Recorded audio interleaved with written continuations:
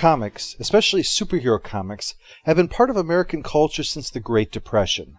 Colorful, larger-than-life characters that carried a nation through the darkness of economic wasteland and World War, survived commie scares and nuclear saber-rattling. But for a couple of decades recently, comic books faced love and hate, good and evil, in a way that would fit in the books if costumes had been involved. A variety of forces and individuals that shaped their history and in turn the face of entertainment in America. The most unlikely start of all that is Dr. Pepper and a lizard. If you saw my review of Godzilla 1985, you probably know where this is heading. The 30th anniversary of Godzilla had brought a new film to Japan and a goofy commercial for Dr. Pepper. New World, a former company of Roger Corman that thrived on exploitation flicks, especially ones about student nurses, New World was bringing Godzilla to America. But after some negotiating with Dr. Pepper, the soda company agreed to fund some American insert shots, provided it got some prominent product placement. And good Lord did it. The result, the aforementioned Godzilla 1985, was a critical flop but a commercial success, thanks especially to VHS. New World finally turned itself around thanks to that film, and with it fueled further low-budget but mainstream flicks to amass enough to expand. And the unlikely target of their gaze was Marvel. If you'd like an idea of how clueless management was over there about this prospect, Robert Remy, the new boss of New World brought on board to turn things around, announced the purchase of Marvel by triumphantly declaring, "Gentlemen, we just bought Superman." Oops. Funny thing is, he had almost been close to right. Marvel had emerged as the comic book powerhouse, dominating the market with nearly 70% of the market in the 80s. In fact, they were doing so well that the head of Warner Communications, owners of DC, contacted Marvel's editor-in-chief Jim Shooter to propose something that, even today, sounds unthinkable. Give the comics over to Marvel. The problem DC faced was that their superhero empire was a cash-making machine in every single form except for one, as a comic book. The books needed to exist to provide a foundation for the merchandising and entertainment empire that they fueled, but the books themselves were actually hemorrhaging money, whereas Marvel was turning a profit with comics. Essentially, Shooter's crew would use their Marvel magic to create the kinds of books their audience loved for classic heroes like Superman and Batman and Wonder Woman, while Warner would continue to collect all that merchandising money without the comics being a millstone around their necks. And this isn't as crazy as it sounds. Marvel was already making money doing comics for Star Wars, G.I. Joe, and soon the Transformers, ROM, and other things. Essentially, they would be doing the same, except the source material just happened to be another comic book company. The deal didn't go through. An antitrust lawsuit from First Comics came at this same time, unrelated to the DC merger, and it was considered poor timing to go forward with it. This was in 1984. While interesting to consider how things would have been different, according to Shooter, initially all DC books would be canceled and started with brand new issues for only 7 series: Superman, Batman, Wonder Woman, Green Lantern, Justice League, New Teen Titans, and Legion of Superheroes. Ultimately, though, DC solved its own problem. Crisis on Infinite Earths, Watchmen, and The Dark Knight Returns helped revitalize DC both creatively and commercially, and the latter two planted the seeds for a new era of books. At this time, Marvel has been owned by Cadence Industries, but during liquidation, New World scooped it up. And hilariously, it sounds like it was by accident. Supposedly, after his announcement that they had just bought Superman, the VP said to him, "No, Bob, we bought Spider-Man." To which Remy said, and I am quoting the source material here, "Holy shit, we've got to stop this!" With a change in management, Shooter and John Romita Sr. had hoped to convince the powers that be to cut the number of titles in half. There was so much going on, people were overworked, and the books showed it. Instead, New World said not only would they keep the books they had, they were mandating 10 new ones be created. And they even helped out by putting together the logos and designing the characters. I mean, the hard part's done! All they had to do now was write, draw, and publish these ill-conceived titles. The increase of pressure on the bullpen is likely a significant reason why, in the end, Shooter and his own team were at war with each other, and the New World executives decided not to renew his contract, and his number 2 man, Tom DeFalco, took over as editor-in-chief. Well, shockingly, a company whose empire is founded on topless nurses and soda-selling lizards and only bought the company by accident, didn't have as much staying power as you might have thought. In 1989, they were looking for buyers for Marvel. Jim Shooter was excited at the possibility of returning to Marvel, only this time with the authority to do what he felt could really make something of the company. And he put together a group of investors to place a bid for Marvel, $81 million. Their bid fell short by $1.5 million. And to give you some idea of how close that was, adjusted for inflation, that's roughly 3 years of Stan Lee's salary, which he received simply for not being dead.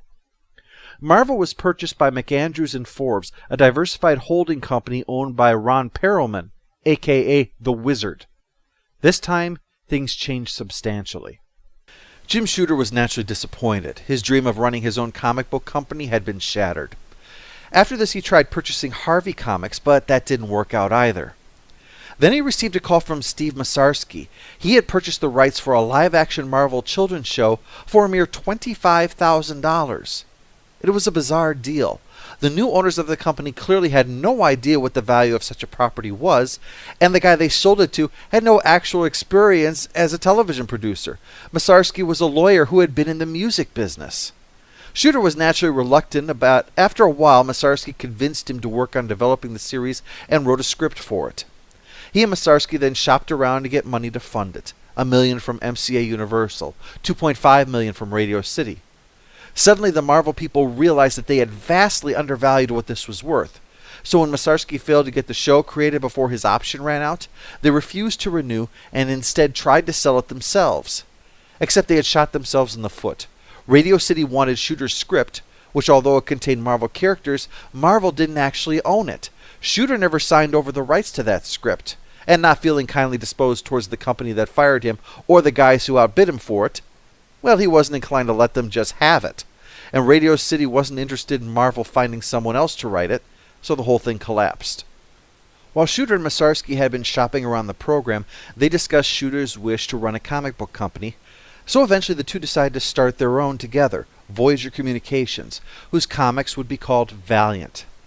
To get things started, they approached Triumph Capital for some venture capital funding to get it off the ground, which they did.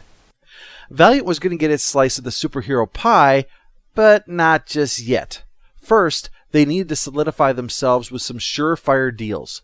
Remember those deals like Star Wars comics being done during Shooter's run with Marvel? Well, they made good money on those, so hey, why not repeat that success here as the foundation for Valiant, popularized on two late 80s, early 90s products, Nintendo and professional wrestling. Valiant would begin putting out licensed comics based on these popular products, and it was a disaster. In retrospect, it was obvious. Unlike the comics Marvel had been producing, these didn't have an audience desiring more and more and more stories for something with rather limited stories available. And the people Valiant had brought on board, Bob Layton and Barry Windsor-Smith, for instance, were giants of superhero comics, not quick-buck licensed characters. Layton had a historic run on Iron Man, and Windsor-Smith the definitive Wolverine story of its time, Weapon X. They had Steve Ditko, co-creator, and some debate the co-part, of Spider-Man, doing some of the art on these books. And all for nothing. Few were buying it, and those who did actively hated it. Instead of a boost, it was a millstone around Valiant's neck. Finally, Triumph replaced the CFO with Fred Pierce, described by some as a ruthless megalomaniac. But at least now Valiant had moved into the superhero game. Among Shooter's fond memories of comic books as a child were characters from Gold Key Comics, Magnus Robot Fighter, Solar Man of the Atom, and Turok Dinosaur Hunter. While Valiant was forming, they had already purchased the rights to those characters, and in 1991 came a brand new Valiant version of Magnus Robot Fighter, soon followed by Solar, one in the distant future, the other set in the present. Valiant tried something creative with the marketing of the books. They would each have a coupon inside. If you collected all of them, you could mail it in for a free special issue number 0. Zero issues at this time were exceptionally rare, and to give it away? That was surprising. But they were looking for new strategies to save the struggling company. The Valiant office was so bad that Shooter claims that he once left a suit coat on his desk overnight, only to discover the next day a rat had given birth in one of his pockets. But Valiant persevered and soon launched their own original comic book, Harbinger, a collection of teens with extraordinary powers brought together to oppose a powerful Omega Harbinger with his own fortune. It's not the last time that a rich businessman will prove the villain in this history. While Valiant had some strong established talent, they were especially looking to bring in fresh talent too, those who wanted to break into the comics business but hadn't yet. Valiant's Knob Row, as it was called, provided not only a chance to work in the profession, even for this small-time company, but also to learn, as experienced artists would regularly hold impromptu art classes for the knobs to be turned, get the name now, into experts. Thanks to this leadership and eager up-and-comers, Valiant books looked great and read even better, and the line of books in their shared universe expanded to 8, and then it was time for the big plunge. Shooter had made a small fortune at Marvel writing their ultimate crossover Secret Wars in 1984 to give the fans what they had been asking for, all of the heroes in one comic. Now he had plans for it again, and it was called Unity. A challenge to say the least, since the heroes were in 2 different time periods, Magnus and Ray in the future, Solar, Harbinger, and the rest in the present, and dependent upon Valiant's reputation for strong stories, so explaining this was not going to be easy. It would start in Unity issue 0, then go through all 8 books one month, then again the next month, only to conclude in Unity issue 1. Each of the books focus primarily on their own character or characters, but fit in with the overall plot of a powerful woman who created this place where past, present, and future intermeshed. Future technology and sapient dinosaurs roamed, and in this battle it was promised 2 things. Not everyone would survive, and that in Valiant's commitment to emphasizing realism, dead meant dead. And to help hook everyone, Unity number 0 was free. This was shocking for its time, especially for a struggling company, but the reasoning was that that book was the way to entice people to sample Valiant, and to do so was to follow through the story already started, which, as I said, required buying all of the books that the company produced. The plan was a creative success and a marketing wet dream. Suddenly, Valiant was on the map. Wizard magazine, no relation to the guy who bought Marvel, had already seen the direction the young company was going, and one of the covers was Barry Windsor-Smith's drawing of Exo Man-O-War, another Valiant original, and an obvious addition given Bob Layton's Iron Man history. But instead of a billionaire genius building his own suit, a Roman-era barbarian acquires an alien suit. The character would eventually get his own issue number 0 with a foil wraparound cover, penciled by one of the knobs, an artist by the name of Joe Quesada. But things were about to get more complicated, and to help understand how that was affecting Valiant and Marvel and another company, I'll explore this creative history and corporate baggage in the next part, Straight Shooter.